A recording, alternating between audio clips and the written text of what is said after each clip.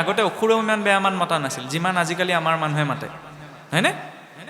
তাৰপিছত মই ভাবিছোঁ কি আৰু মই শুদ্ধ হৈ যাম, মই গতি পাম, ফুচটো গতি পাম, মোৰ যদি বাক্যকেইটাই সংস্কাৰ হোৱা নাই। বাকী নীতি নিয়ম পিছত, হয় নহয়? কাৰণ সকলো নীতি নিয়ম সকলোৱে পালন কৰিব নোৱাৰে, নহয়নে? আজি শৰণীয়া, ভজনীয়া, পৰমাৰ্থ ক্ৰম আছে। এই তিনিটি স্তৰত যেতিয়া ভক্তসকল থাকে চবৰে নীতি নিয়মৰ তাৰতম্য কিছুমান আহি পৰে, হয়নে নহয়? সকলোৱে সেইখিনি নোৱাৰে, সেইটো স্বাভাৱিক কথা। কিন্তু বাক্যটোতো সংস্কাৰ কৰিব পাৰে, সেইটোতো গুৰুত্বতা নাই।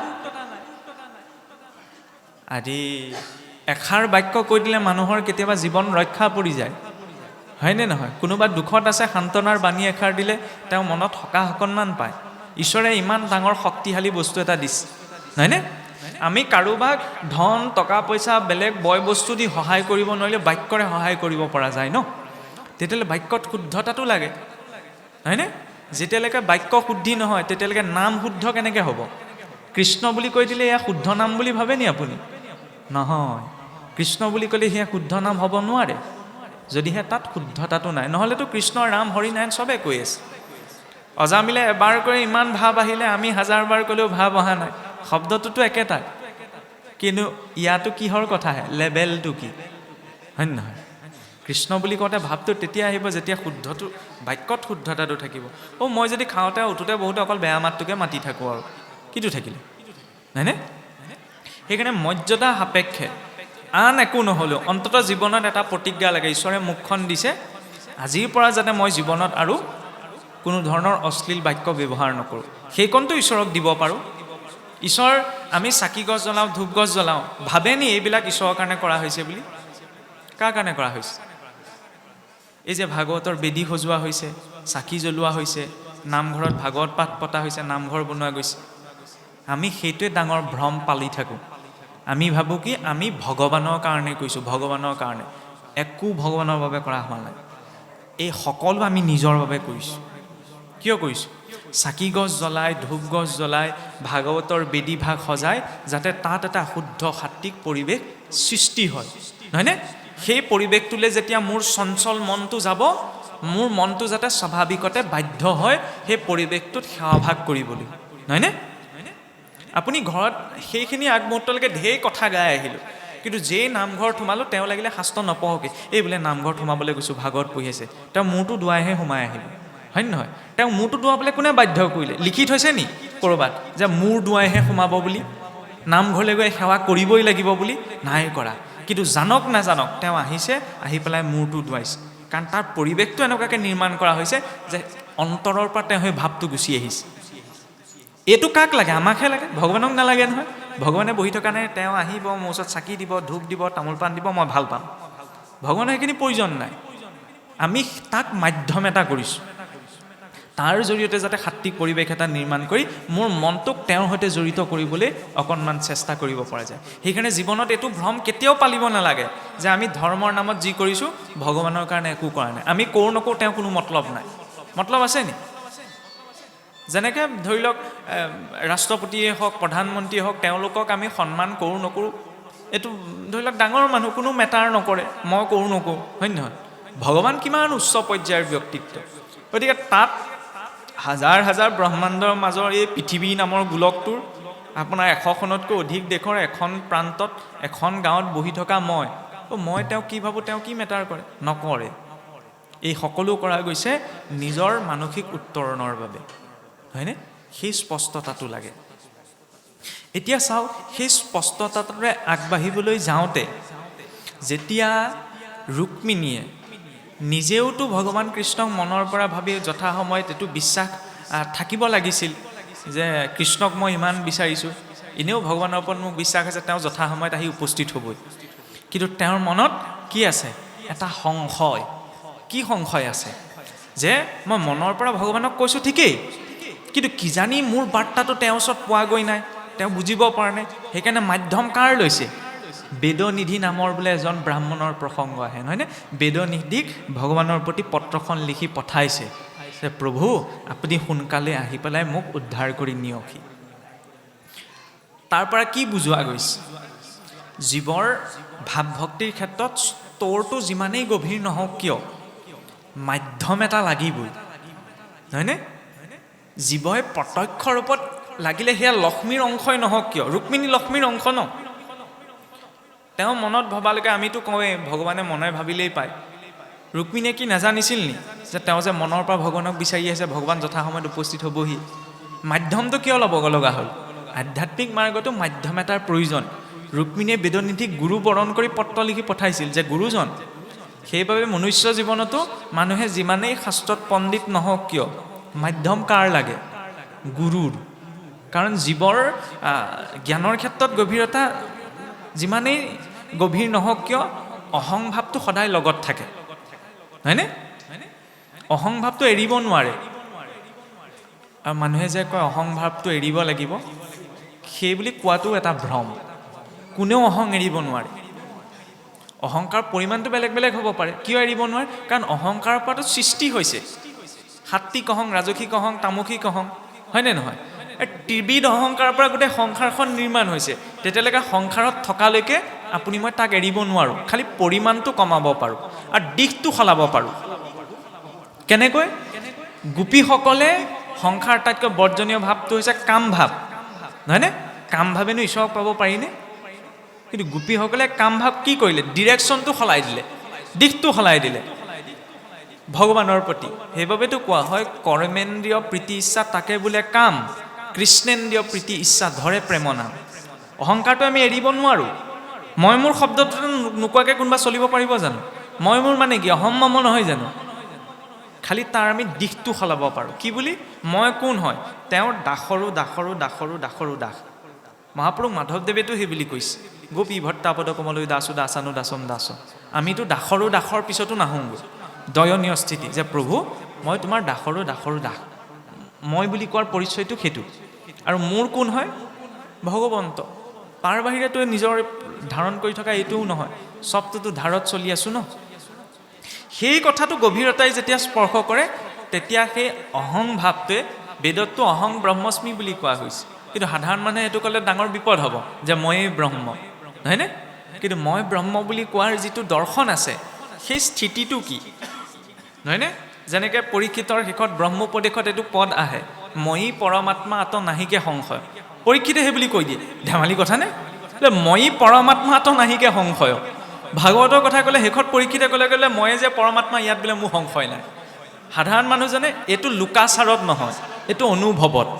লোকাচাৰত যদি মই পৰমাত্মা বুলি কয় তেতিয়া মাধ মাৰ খাব, বুলিব পাগল হ'ল পৰমাত্মা বুলি কৈছে, হয়নে? এইটো অনুভৱৰ কথা। বৰ ধুনীয়া প্ৰসংগ এটা আছিলে। এই হনুমন্তৰ কথা কৈছোঁ নহয়, হনুমন্তৰ জৰিয়তে আহে। কি হয়? এবাৰ ভগৱান ৰামচন্দ্ৰই হনুমন্তক সুধিলে, হে ৰাবলে, এই তুমি যে মোৰ ভক্তি যে কৰা, তোমাৰ আৰু মোৰ মাজত সম্পৰ্কটো কি? বৰ গভীৰ উত্তৰ যে প্ৰভু সেৱক ভাৱত মই আপোনাৰ দাস, হয়নে? আপোনাৰ মোৰ জীৱনতো সেইটো লাগে। সেৱক ৰূপত আমি ভগৱানৰ কি? দাস। জীৱ ৰূপত প্ৰভু মই আপোনাৰ অংশ, হয় নে নহয়? জীৱ ৰূপত সমস্ত জীৱ ঈশ্বৰৰ অংশ নহয় জানো? আৰু তত্ত্বৰূপত সেইটো হজম কৰিব নোৱাৰো উত্তৰ। কি বুলি ক'লে? বোলে তত্ত্বৰূপত প্ৰভু ময়ে আপুনি, আপুনিয়ে মই। এইটো বহুত গভীৰ স্তৰৰ কথা। যেনেকৈ চাওক, জুইকুৰাৰ পৰা ফিৰিঙতিটো উৎপন্ন হৈছে, নহয়নে? জুইকুৰাও বেলেগ, ফিৰিঙতিটোও বেলেগ। কিন্তু অসমীয়াত কয় নহয় ফিৰিঙতিয়ে খাণ্ডৱ দাহ কৰে বুলি। কিন্তু ফিৰিঙতিটোৱে নিজকে অগ্নি বুলি কেতিয়া জানিব নোৱাৰে? যেতিয়ালৈকে সি ফিৰিঙতি হৈ থাকে। কিন্তু যদি সি শুকান খেৰৰ দম এটা পাবলৈ হয়, তেতিয়াহ'লে সেই ফিৰিঙতিটো অগ্নি হৈ পৰে। প্ৰকৃততেতো সিও অগ্নিয়ে, কিন্তু মাধ্যমটো পোৱা নাই। গতিকে জীৱই যেতিয়ালৈকে সংসাৰত থাকে, ই জীৱ। যেতিয়া নিজৰ সংসাৰবদ্ধ স্বৰূপটো ত্যাগ কৰে ন, তেতিয়া সি স্বয়ং পৰমাত্মা হৈ পৰে। সেইকাৰণে এইটো লোক ব্যৱহাৰত নহয়, এইটো অনুভৱত। সকলোতেতো এজনেই আছে বুলি কয়। কেনেকৈ আছে? মানুহ এজন, আইনা বহুকেইখন থৈ দিলে প্ৰতিবিম্ব বহুতকেইটা পোৱা যায় ন। সংসাৰখনত মায়া এইটোৱে। মানুহে মায়া বুলি ক'লে ভয় খাই যায়। মায়া হ'লে কি হ'ব? এই মায়া, কিছুৱেতো শব্দ এটা প্ৰয়োগ কৰে আপোনাৰ, মায়াধাৰী ভকতি। ভকতিনো মায়াধাৰী হ'ব পাৰেনে? নহয়নে? মায়া বেয়া বস্তু নহয়, মায়াৰ জৰিয়তেতো সৃষ্টি নিৰ্মাণ হৈছে। মায়াৰ দুটা শক্তি আছে, এটা হৈছে আক্ষেপ, এটা হৈছে আৱৰণ। ৰুমটো দানাহে মুধাই সোমাই গ'লোঁ, পটককৈ আপোনাৰ ৰছীডালতে গছকটো পৰিলে। ৰছীডালক গছক পোৱাৰ লগতে বাৰে প্ৰতি আমাৰ শাস্ত্ৰত এইটো উদাহৰণ, ৰছীতে সৰ্প ভয়। ৰছীডাল দেখিয়ে মানে সাপ বুলি ভাবিলে বোলে আন্ধাৰত। আচ্ছা, সাপ বুলিয়ে কিয় ভাবিলোঁ? কুকুৰ বুলি কেলৈ নাভাবিলোঁ? মেকুৰী বুলি কিয় মনলৈ নাহিলে? অকল সাপ বুলি কিয় আহিলে? কাৰণ মোৰ মন মগজুত ৰছীৰ যিটো আকাৰ সেইটো সাপৰ সৈতে জড়িত হৈহে মগজুত ফিট হৈ আছে। মানুহৰ অনুভৱটো সেইকাৰণে লিমিটেশ্যন আছে নাই? মানুহে সেইটোহে অনুভৱ কৰিব পাৰে যিটো নিজৰ মগজুৱে কিবা এটা বস্তুৰ সৈতে ৰিলেশ্যনটো ৰাখিব পাৰে। সেইটোৱে হৈছে মায়াৰ আক্ষেপ শক্তি। ইয়াৰ পাছত আছে মায়াৰ আৱৰণ শক্তি। আৱৰণ শক্তি মানে কি? আচ্ছা, আন্ধাৰ হৈ আছিলে কাৰণে পটককৈ ৰছীডালতে সাপ বুলি ভাবিলোঁ। তাত যদি পোহৰ থাকিলেহেঁতেন, ৰছীডালকতো সাধাৰণ মানুহে সাপ বুলি কেতিয়াও নাভাবে। গতিকে জীৱনত সংসাৰখনৰ বাস্তৱিকতাৰ ভ্ৰমটো কেতিয়ালৈকে অনুভৱ হয়? যেতিয়ালৈকে তাত পোহৰ নপৰে। কিহৰ পোহৰ? আধ্যাত্মিকতাৰ পোহৰ। আধ্যাত্মিকতাৰ পোহৰ যেতিয়া পৰে তেতিয়া গম পোৱা যায় যিটোক ধাৰণ কৰি আছোঁ এইটো কামেই নাইচোন, এইটো মাটিৰ পৰা আহিছে, মাটিত মিলি যাব। 1 ছেকেণ্ডত যদি 1000জন মানুহ জন্ম হয় পৃথিৱীত, ধৰি লওক এটা ছেকেণ্ডত 1000জন মানুহ জন্ম হ'ল। আচ্ছা, পৃথিৱীৰ ওজন বাঢ়িবনে কমিব বাৰু? বাঢ়ি যাব ন? আৰু সেই একেটা ছেকেণ্ডতে যদি 1000জন মানুহ মৰি থাকে, পৃথিৱীৰ ওজন বাঢ়িবনে কমিব? কমি দে, এই সাধাৰণ স্তৰত কমি যাব। কিন্তু প্ৰকৃততে কি 1 ছেকেণ্ডত যদি পৃথিৱীত 1 লাখ মানুহো জন্ম হয়, পৃথিৱীৰ ওজন না বাঢ়ে আৰু 1 লাখ মানুহ মৰি গ'লেও নকমে। কিয় বোলে? এইটো ক'ৰ পৰা আহিছেনো? এই সৃষ্টিখনত আমি যিমানবিলাক পদাৰ্থ দেখিছোঁ চব মাটিৰ পৰা আহিছে। আৰু গৈ থৈ ক'ত মিলিবগৈ? মাটিতে মিলিবগৈ, নহয়নে? যাত্ৰাটো গতিকে এই শৰীৰটো যাত্ৰা মাটিৰ পৰা মাটিলৈ, তাৰ মাজত আৰু উথল পুথল কৰি থাকে। খালি তাৰ মাজত নিজৰ উদ্দেশ্যটো জানিব পৰাটো আচল কথা। একৰ লগত এক যেতিয়া সংযোগ হয়, একে একে কি হয়? এতিয়া আপুনি ভাবিব পাৰি ভাগৱতৰ কথা ক'বলৈ গৈ ক'ত নেওতাৰ কথা আনিছে। জীৱনতো নেওতা এখন আছে, হয়নে? একৰ লগত যেতিয়া এক মিলে তেতিয়াহ'লে কি হয়? একে একে 2 হয়। সেইটো কিহৰ সিদ্ধান্ত? সেইটো গণিতৰ সিদ্ধান্ত, নহয়নে? একে একে মিলি বিবাহ হয়, হয় নহয়? এজন এঘৰৰ আনজন এঘৰৰ, এই এক মিলিলত কি হ'ল? তাত আমি 2 হ'ল বুলি কোৱা নাই, বিবাহ হ'ল বুলি কৈছোঁ। সেইটো সমাজৰ সিদ্ধান্ত, হয় নহয়? আৰু একৰ লগত এক মিলি একেই হৈ থাকে, সেইটো ভাগৱতৰ সিদ্ধান্ত। কেনেকৈ? জীৱাত্মাৰ লগত পৰমাত্মা মিলিলে তাত 2টা নাই, এটাই হৈ থাকে। কাৰণ একো ব্ৰহ্ম দ্বিতীয় নাস্তি, সম্পূৰ্ণ অস্তিত্বত এজনেই আছে। দেশবিলাক বেলেগ বেলেগ, নহয়নে? ভাৱৰীয়া বেছি নাই। সেইকাৰণে নিজেই কৃষ্ণও হ'ব লগা হৈছে, নিজেই শিশুপালো হ'ব লগা হৈছে, নহয়নে? নিজেই ভীষ্মকো হ'ব লগা হৈছে, নিজেই সূত্ৰধাৰো হ'ব লগা হৈছে। ডাবুল মিনিঙত কথাটো কৈছোঁ, বুজিব পাইছেনে? জীৱনতো এখন ভাওনা চলি আছে। কোনোবাখিনিত আপুনি জীৱনৰ সূত্ৰধাৰ হ'ব লাগিব, হয়নে নহয়? কোনোবাখিনিত মানুহ কৃষ্ণও হ'বলগীয়া হয়, কোনোবাখিনিত আকৌ শিশুপালো হ'বলগীয়া হয়। কিন্তু কোনটো চৰিত্ৰ নিজৰ বাবে বেছি প্ৰয়োজনীয় সেইটো নিজেই বিচাৰ কৰি ল'লেই হ'ল। এতিয়া শিশুপাল বুলি জীৱৰ সেইটো স্থিতিক কোৱা হয়, যিটো স্থিতিত জীৱৰ নিজৰ জন্ম, কাৰণ শিশুপালৰো ভিতৰত এটি ঈশ্বৰৰ অংশ আছে, সেইটো সকলোৱে জানে, নহয়নে? কিন্তু ঈশ্বৰৰ অংশ আছে ঠিকেই। যেনেদৰে আমি কওঁ যে ভালটো ঈশ্বৰৰ পৰা সৃষ্টি হৈছে, যেতিয়া বেয়াটো ঈশ্বৰৰ পৰা সৃষ্টি হৈছে, নহয়নে? মানে যেতিয়া দয়া, ক্ষমা, সংযম, নীতি, সদাচাৰ এইবিলাক ঈশ্বৰৰ পৰা আহিছে, তেতিয়াহ'লে তাৰ বিপৰীতখিনিও ঈশ্বৰৰ পৰা আহিছে, হয় নহয়? শুনিবলৈ অকণমান তথাকথিত ধাৰণাৰ বিপৰীতে কথাখিনি। কাম, ক্ৰোধ, লোভ, মোহ, জীৱই এইখিনি নিজৰ লগত লৈ আহে ঈশ্বৰৰ সৃষ্টিৰে অংশ, নহয় জানো? কিন্তু তাক ক'ত লগাইছে? শিশুপাল চেতনাৰ সেইটো স্তৰ, তাৰ জন্ম ঈশ্বৰৰ অংশৰ পৰাই হৈছে। কিন্তু সি নিজৰ স্থানক লৈ, নিজৰ পদক লৈ ইমান অভিমানী যে সন্মুখত ঈশ্বৰক দেখিও, নিজৰ ভিতৰতে ঈশ্বৰৰ অংশ থকা কথাটো গম পায়ো সি নিজৰ শৰীৰটোৰ মৰ্যাদা স্থাপন কৰিবলৈ সদায় চেষ্টা কৰি থাকে। তেনেকুৱাওতো জীৱ আছে ন, জানে যে সকলো ঈশ্বৰেই বনাইছে, নহয়নে? আৰু এইটোও জানে যে ময়ো ঈশ্বৰে দি আছে কাৰণে উশাহ লৈ জীয়াই থাকিব বিচাৰিছোঁ, কিন্তু ঈশ্বৰ পিছত বেকেটৰ ভিতৰত, তাৰপিছত মই, হয়নে? মইটোতো ইমান আগ হৈ থাকে, চিঠিখনৰ নামটোত নাথাকিলেও অকণমান বিপদ হৈ যায়। চিঠিখনত বুলিব মোৰ নামটো নাই দিয়া নহয়, যাওঁ জানো, হয় নহয়? এনেকুৱা কেতিয়াবা হৈ যায়, হয় নহয়? ক'ৰবাত আপোনাৰ নামঘৰে চামঘৰে চাবচোন, আমাৰ মানুহ নিজৰ নামটোক লৈ ইমান চিন্তিত ন, গামলা এটা দিলে তাতো নামটো লিখি দিয়ে, হয় নহয়? সেইটো মই সমালোচনা কৰিবলৈ যোৱা নাই, কিন্তু ভগৱানৰ ক্ষেত্ৰত কিবা এটা দিলে অকণমান নিস্বাৰ্থভাৱত দিব পাৰিলে ভাল, নহয় জানো? নহ'লে শিৱসাগৰখনলৈকে চাওকচোন, ঐ আপোনাৰ শিৱদৌল, দেৱীদৌল, বিষ্ণুদৌল, ৰংঘৰ, কাৰেংঘৰ, তলাতল ঘৰ ইত্যাদি ইত্যাদি। ভাৰতবৰ্ষখনলৈ চালেতো আমি আঙুলি মূৰত গণি শেষ কৰিব নোৱাৰোঁ, ইমান ডাঙৰ ডাঙৰ মঠ মন্দিৰ ইত্যাদি ইত্যাদি প্ৰাসাদবিলাক বনালে। কোনোবা এজন ৰজাই মই বনাইছোঁ বুলি নামটো লিখি থৈ যোৱা দেখিলেনে? তেওঁলোকে কি লিখিব নোৱাৰিলেহেঁতেন? আমিনো কি কৰিছোঁ? একোৱেতো কৰা নাই। আমি ভাবোঁ এই নহয় মানুহে জানিব লাগিব, মানুহে জনাত গুৰুত্ব এটা দিব নালাগে। মানুহে কিমান দিনলৈকে জানিব? জানি পেলাই মানুহে কি কৰিব?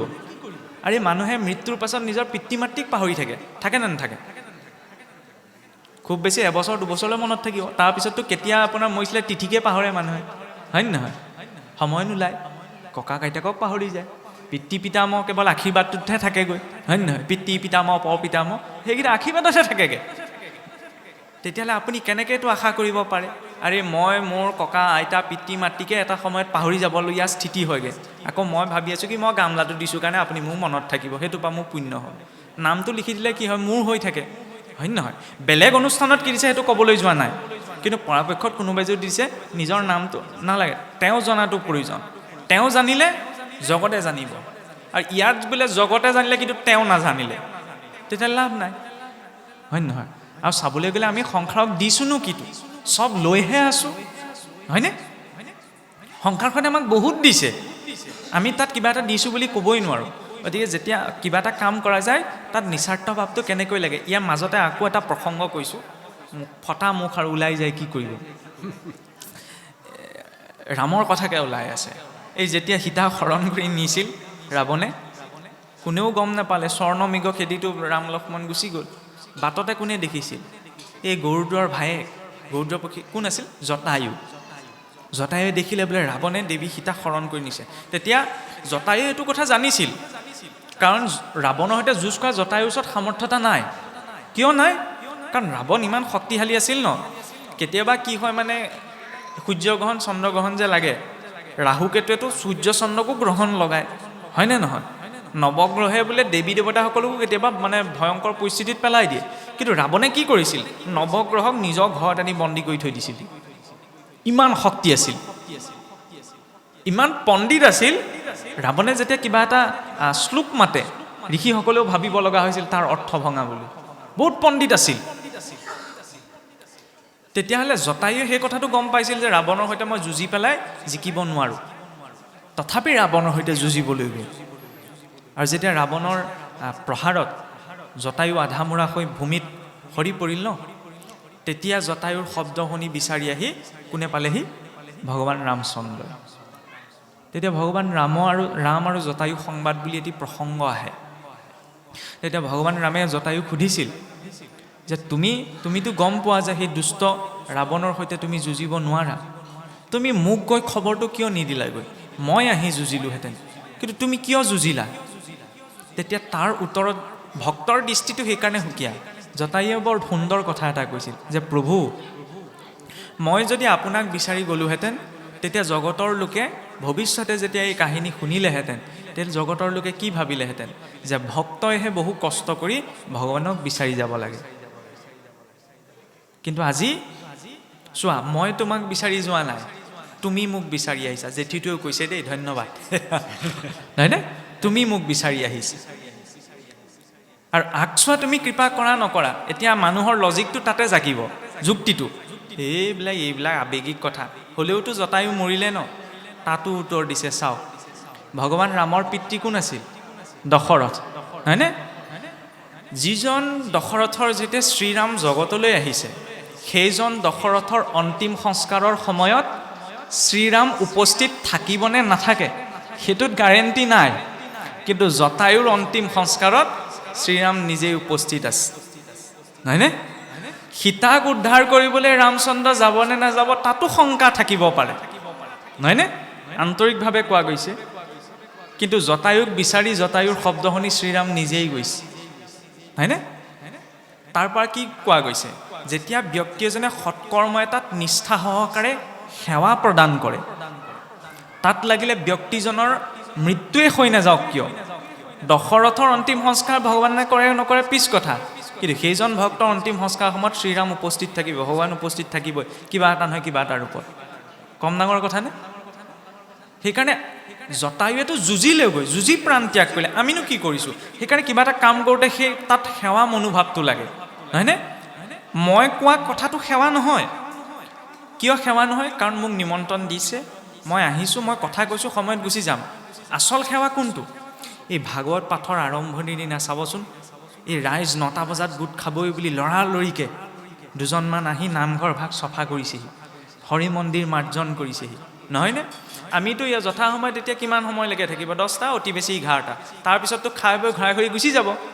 কিন্তু এই চাকি গছৰ তেল দিয়া, হলিতা দিয়া চাবলৈ যিজন থাকিব বা থাকে, মইতো কোৱা নাই সকলো থাকিব নোৱাৰে, কিন্তু কেতিয়াবা তেওঁলোক মানে উপেক্ষিত হৈ যায়। কেতিয়াবা পাঠকীসকলেও উপেক্ষিত হ'বলগীয়া হয়। অখণ্ড পাঠ পাতিলে সেইকাৰণে মানে আমাৰ পাঠকীসকলৰ মাজত অকণমান সমস্যা এটাও হয়। কিয়? ৰাতিটো খোৱা বোৱাৰ পিছত মানুহ নাথাকে, খুটাকেইটালৈ চাই পাঠ কৰি থাকিব লাগে।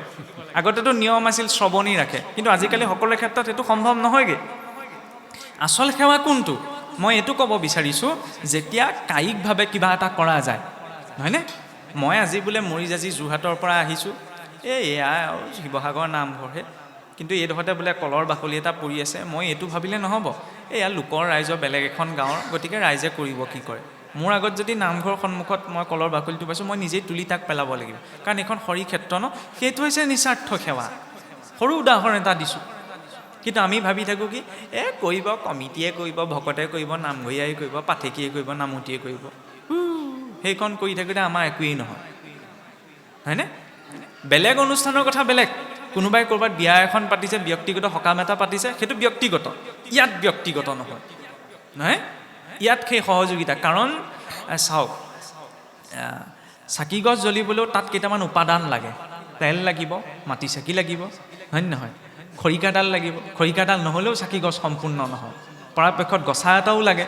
তলত থ'লে পোহৰটো বেছি জেগাত নপৰে। গছাটোৰ ওপৰত কিয় থোৱা যায়? যাতে বেছিকৈ পোহৰ পৰে, নহয়নে? সেইকাৰণে ভাগৱতৰ স্থানৰ, নামতীজনৰ স্থানখন অকণমান উচ্চকৈ দিয়া যায়। কিয়? চাকি গছ আমি কিয় গছাত থওঁ? যাতে পোহৰটো চাৰিওদিশে পৰে, হয়নে? তাত বেলেগ উচ্চ নিচৰ ভেদভাৱৰ কথা নাই। গছাত চাকি গছ আমি এইকাৰণেই থওঁ যাতে চাৰিওপাশটো বেছিকৈ পোহৰ পৰে। ঠিক তেনেদৰে নাম পাঠৰ আসন ইত্যাদিৰ কথাত, কাৰণ এইবিলাক কথা লৈ আমাৰ সমাজত বহুত কিছুমান খেলি মেলি আছে। এতিয়া চাওক, যেতিয়া জটায়ুৰ সেই নিস্বাৰ্থ ভাৱটো ন, নিস্বাৰ্থ ভাৱটো ক'ৰ পৰা আহিছিল? কাৰণ নিজৰ ক্ৰিয়া কৰ্মৰ প্ৰতি তেওঁ সেই সমৰ্পণটো আছিল। কিন্তু শিশুপাল এনেকুৱা এটা ব্যক্তিত্ব যি নিজকে ঈশ্বৰৰ অংশভূতা জানিও, কাৰণ শিশুপালটো স্বয়ং বৈকুণ্ঠৰ পাৰিষদৰ অংশ আছিল, নহয় জানো? অভিশাপক্ৰমে তেওঁ সেই কথা পাহৰি আছে, সেইটো কথা বেলেগ। আৰু যেতিয়া মানুহে নিজৰ অহংকাৰক আগত ৰাখি পেলাই কৰ্ম কৰিবলৈ যায়, তেতিয়াহ'লে ঈশ্বৰৰ সম্পত্তিত হাত দিব বিচাৰে। ৰুক্মিণী কাৰ সম্পত্তি আছিল? ঈশ্বৰৰ সম্পত্তি। ৰুক্মিণীয়ে নহয়, এই সংসাৰত যিমানবিলাক নাৰী পুৰুষ আছে চব ঈশ্বৰৰ সম্পত্তি। আমাৰ ইয়াত থকা পুৰুষজনে ভাবি থাকে কি মোৰ বুলি ভ্ৰমত থাকে, আৰু আইগৰাকীও ভ্ৰমত থাকে এইজন মোৰ বুলি, হয় নহয়? চাবলৈ গ'লেতো চব স্ত্ৰী পুৰুষ তেওঁৰেই। শিশুপাল সেইটো ব্যক্তিত্ব যি ঈশ্বৰৰ প্ৰতি সমৰ্পিত বস্তু এটাৰ ওপৰত নিজৰ অধিকাৰটো ৰোপণ কৰিব বিচাৰে। আমাৰ ভিতৰতো তেনেকুৱা প্ৰবৃত্তি এটা জাগি যায়, হয়নে নহয়? কিবা এটা দিছে ঈশ্বৰলৈ, হয়নে নহয়?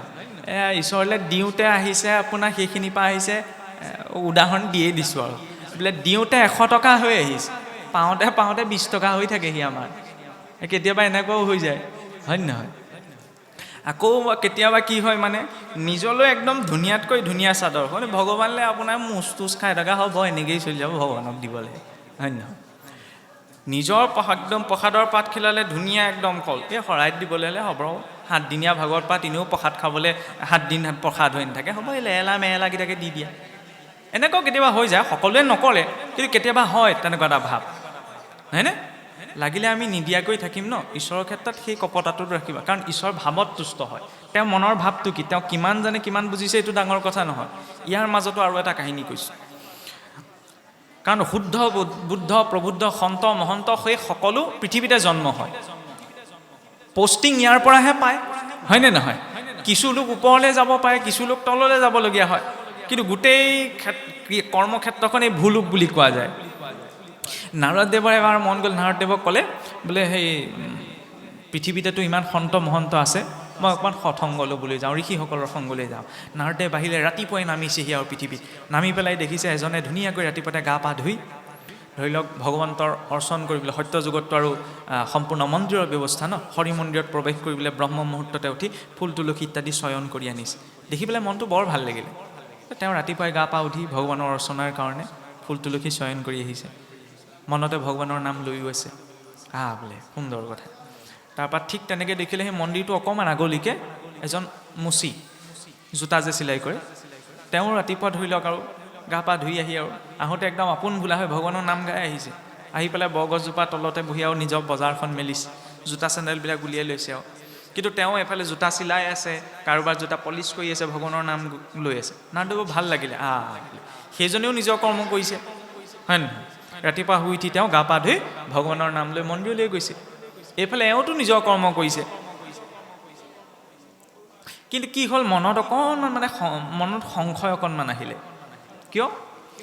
যদিও ভগৱানৰ নাম য'তে ত'তে ল'ব পাৰি, হ'লেও আৰু আনৰ সেইবিলাক যি টি জেগা গচকি ফুৰা, জোতাযোৰ যেতিয়া চুই পেলাই জোতাযোৰ পলিচ কৰি পেলাই ভগৱানৰ নাম লৈছে, নাৰদদেৱে ভাবিলে লোকৰ জোতাযোৰ চুই পেলাই ভগৱানৰ নাম ল'ব নালাগিছিল নি, মনতে ভাৱ আহিলে। কিন্তু এইটোও তেওঁ ক'ব নোৱাৰে, কাৰণ তেওঁ ভক্তি নাই কৰা বুলি, ভক্তিটো দুইজনে কৰিছে। এতিয়া বোলে ভাৱ আহিলে, ভগৱানক বোলে ভক্তিটো দুইজনে কৰিছে, কোনে প্ৰথমতে পাব? ভগৱানৰ বাবে কোনজন উপলব্ধ হ'ব? তেওঁলোককতো সুধিবগৈ নোৱাৰে। চিধাই আকৌ ইউটাৰ্ণ লৈ বৈকুণ্ঠলৈ গুচি গ'ল। এইবিলাক বুজাবলৈ কোৱা কাহিনীহে, বাস্তৱিকতাৰ ক্ষেত্ৰত বিচাৰিবলৈ গ'লে খেলি মেলি হ'ব। ভগৱানৰ ওচৰত উপস্থিত হ'ল, ভগৱানৰ ওচৰত উপস্থিত বোলে বোলে ৰাতিপুৱাই ওলালেহি। বোলে প্ৰভু, মই বোলে মৰ্তলৈ গৈছিলোঁ, মৰ্তত তোমাৰ দুজন ভক্ত লগ পালোঁ, দুইজনৰ বৰ্ণনা কৰিলে আৰু দীঘলীয়া কথোপকথন চলে। কিন্তু প্ৰভু এজনক দেখিলোঁ পুৱা গা পা ধুই তেওঁ ফুল তুলসী চয়ন কৰি নিছে, হৰি মন্দিৰ মচিছে, তোমাৰ নাম লৈ আছে। আৰু ইজনেও জোতা চিলাই কৰিছে, তোমাৰ নাম লৈ আছে। তোমাৰ প্ৰিয় কোনজন, তোমাক প্ৰথমতে কোনজনে পাব, সেইটো মই জানিব বিচাৰিছোঁ। ভগৱানে ক'লে বোলে সেইটো প্ৰশ্নৰ উত্তৰ মই দিব নোৱাৰোঁ। বোলে তুমি নিদিলে কোনে দিব?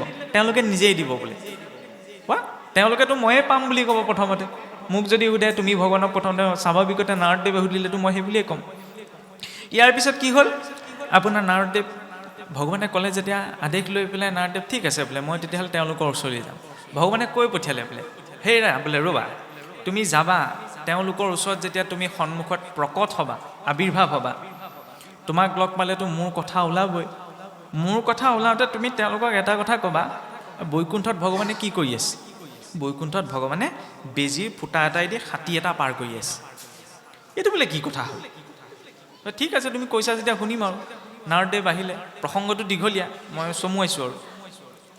যেতিয়া আপোনাৰ প্ৰথমতে মন্দিৰতে প্ৰৱেশ কৰিলেহি, প্ৰৱেশ কৰি কথোপকথন চলি শ্ৰদ্ধা শুশ্ৰূষা কৰিলে আৰু পিছত যেতিয়া শেষত ভগৱানৰ কথা ওলালেগৈ, তে নাৰদদেৱে ক'লে বোলে বৈকুণ্ঠত বোলে ভগৱানে কি কৰি আছে? কি ক'বা বোলে, ভগৱন্তই বোলে এই বেজীৰ ফুটা এটাত হাতী এটা পাৰ কৰি আছে। তেখেতে কৈছে আপুনি ভাবি চাওকচোন, ভগৱানে বাৰু বেজী ফুটাটোত হাতীটো কেলৈ পাৰ কৰিব, হয় নহয়? অনন্ত কোটি ব্ৰহ্মাণ্ডৰ অধিকাৰী, কিমান কাম আছে কৰিবলৈ, আৰু যিটো ভাবিবলৈ গ'লে সম্ভৱ নহয়। সম্ভৱ হয় জানো বেজী ফুটাটোতে হাতীটো পাৰ কৰা? হয় নহয় সম্ভৱ? নহয় ন? আপোনালোকৰ সৈতে কথা পাতি আছোঁ, এতিয়া আপোনালোকে কোনো সহযোগিতা কিবা হয় বুলি ক'লে হয়তো ক'ব, তেতিয়া ভাল লাগিব, নহয় জানো? নহয় ন? তাৰপিছত ঠিকে আছে, তেনেকুৱাতে কথোপকথন শেষ হ'ল। নাৰদদেৱে কিন্তু উত্তৰৰ হিঞ্চ অকণমান তেতিয়া পালে। তাৰপিছত ইজনৰ ওচৰলৈ গ'ল, ইজনৰ ওচৰতো কথোপকথন চলি যেতিয়া ভগৱানৰ কথা ওলাল, তেওঁ আগতো ক'লে বৈকুণ্ঠত ভগৱানে কি কৰিছে? এই বেজী ফুটা এটা দিলে হাতী এটা পাৰ কৰিবলৈ লাগি আছে। তেতিয়া ইজনে আকৌ কৈছে যে প্ৰভুৰ কি লীলা, তেওঁ কোনে কি উদ্দেশ্যত কি লীলা কৰে কোনে বুজিব পাৰিব। চাওকচোন, প্ৰভু বোলে বৰগছৰ গুটিটোৰ ভিতৰতে গোটেই গছজোপা সোমোৱাই দিয়া নাই জানো? গতিকে বেজী ফুটাটোৱেতো হাতীটো পাৰ কৰাটো ভগৱানৰ কাৰণে কি টান কাম? হয় না? ভক্ত দুইজনে ঈশ্বৰৰ নাম লৈছে, কিন্তু ভাৱৰ পাৰ্থক্য আছে।